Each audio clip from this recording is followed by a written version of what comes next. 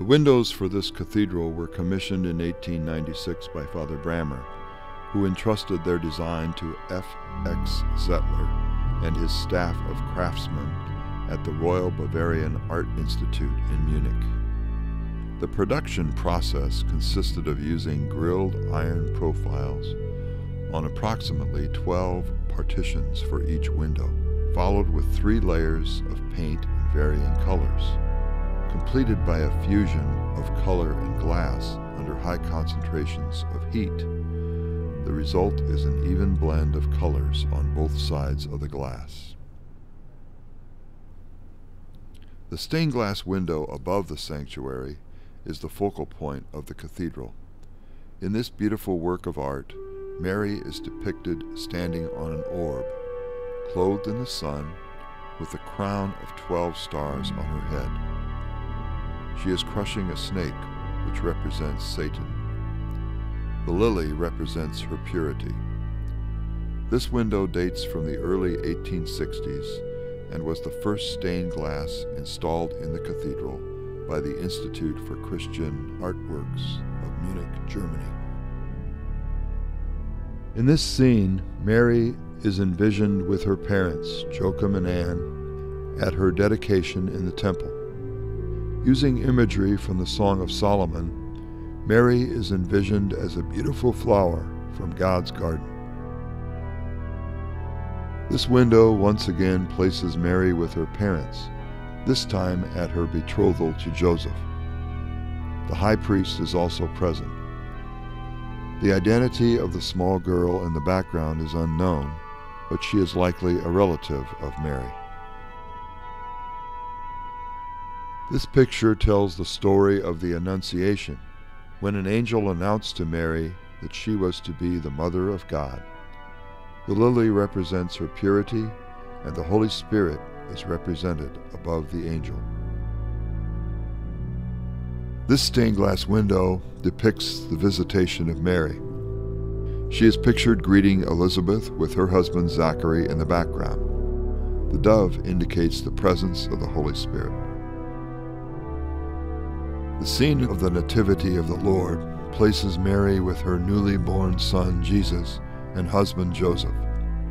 The couple on the right is presumably Elizabeth and John the Baptist.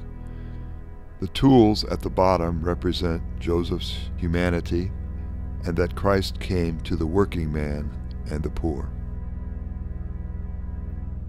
The story of the Magi is told in this window. The Magi's gifts represent Christ's kingship, divinity, and humanity. Note that the wise man kneeling before Jesus has his crown removed. Joseph's staff in his hand represents the Holy Family's impending flight to Egypt. In the presentation of Jesus in the temple, Simeon is pictured holding Jesus.